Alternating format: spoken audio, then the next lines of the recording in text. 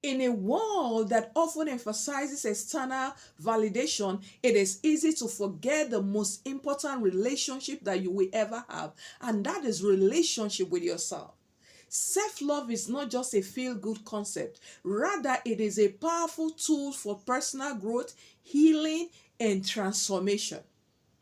Self-love is about embracing and accepting yourself exactly the way you are. Self-love is recognizing your worth, your value, and treating yourself with care, treating yourself with kindness, treating yourself with compassion, treating yourself with respect.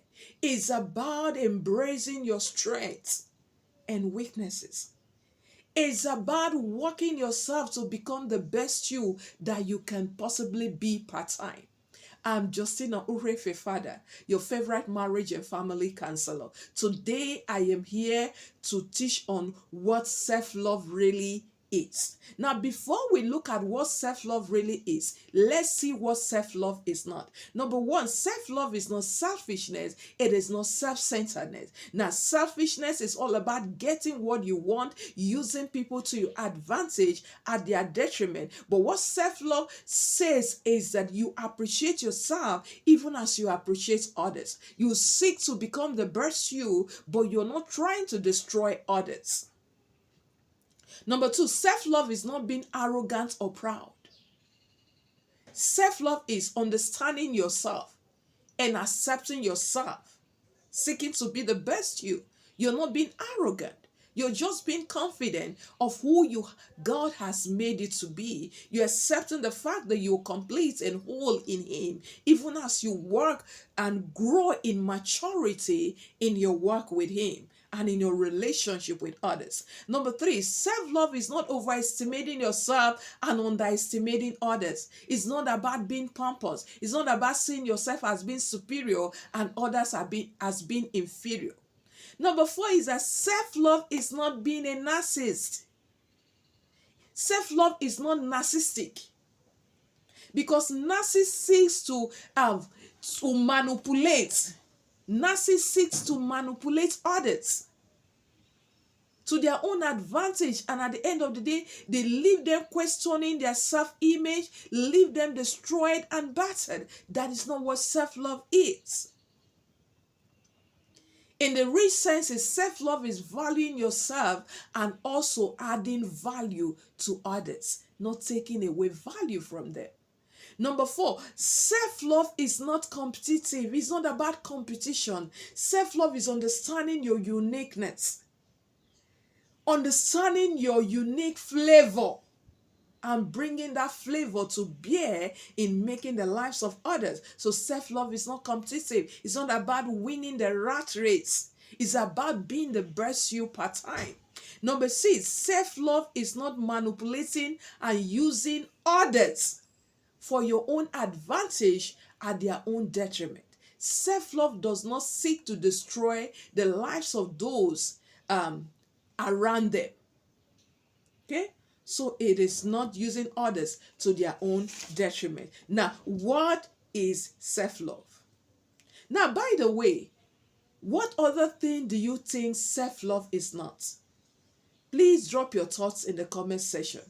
What else do you think self-love is not that people sometimes mistake as self-love? So what self-love really is? Number one, self-love is being kind and gentle. Be kind, gentle, and patient with yourself as you grow. Yes. As you're growing, sometimes you make mistakes. Sometimes you will do things that even yourself you will feel ashamed. But self-love requires that you will be kind to yourself in spite of your weaknesses. That you will give yourself mercy, that you give yourself compassion, that you will be gentle in the way you handle yourself, that you'll be patient with yourself, recognizing that in the journey of growth, there may be some flops. Okay? Number two, self-love is forgiving yourself when you make a mistake. We have heard over and over, forgive, forgive, forgive, forgive. But most times we have not been taught that we also need to forgive ourselves. Now, in as much as we need to forgive other people that offend us, when you make mistake as a person, you also need to learn to forgive yourself quickly. You need to be generous with forgiveness towards yourself, not just to all that. Forgive yourself. Self-love number 3 is accepting yourself totally. Accept yourself fully. Accept yourself fully. If there are areas you need to improve, fine, identify them and consciously work on improving those areas. Number 4, self-love is being confident in your abilities and your potential. What abilities do you have? What is your potential? What are your capacities? Are you confident in them? Because self-love requires that you are bold and confident in the abilities you have and use them to better the lives of others. Use every ability, every capacity, and all the potential that God has given to you. Tap into them to better the lives of other people. Number 5, self-love is maximizing your strengths and minimizing your weaknesses. What strengths do you have? Identify them and use those strengths to the fullest. And the weaknesses, also identify them and try to minimize them. In other words, try to eliminate or reduce the impacts that they will have on the overall outcome of your life. And this is possible through prayers, through counseling, through therapy, through mentorship, coaching. You can help to minimize. You can minimize your weaknesses and maximize your strengths. Number 6, self-love is being grateful for who you are. That special you that God has made you to be. Be grateful. Thank God for it. Be like the psalmist in Psalm 139 verse 14. He said, I bless the Lord. I praise my God because I am fearfully and wonderfully made. Marvelous are your works, and that my soul knows right well. Do you know that you are fearfully and wonderfully made? Do you know that you are special? Do you know that you are unique? And are you praising God for it? That's what self-love is. Praising God for the awesome wonder that He has made you to be. Number 7, self-love is taking full responsibility of your actions and their outcomes. Self-love is not trading blames, rather is accepting responsibility, taking full responsibility of your life. Where you are wrong, accept the fact that you are wrong and seek to make amends and to improve. Number 8, self-love is taking full care of yourself, nurturing yourself. No one can take care of you like you can take care of yourself. So take personal responsibility to care for yourself. Nurture yourself spiritually, financially, mentally, emotionally, socially, psychologically. Nurture yourself. Take care of yourself. Seek to protect your mental well-being. Do not allow anything interfere with them. Take 100% responsibility of your well-being. Do not leave that to the hands of any man, because you are the best person that can take care of you the best. Number 9, self-love is focusing on what you have rather than what you don't have. When you love yourself, you are not weeping 24/7 over what you don't have. You're not crying and lamenting over what you don't have. Instead, you celebrate God for what you have, while you are trusting God for more, while you are trusting God for increase. You are rejoicing in the one that you already have. And when you embrace a lifestyle of gratitude and appreciation for what you have, God will always increase you. But when you are always sad about what you don't have, you're focusing on what you don't have instead of appreciating God for what you have, what happens is that what you have will begin to diminish.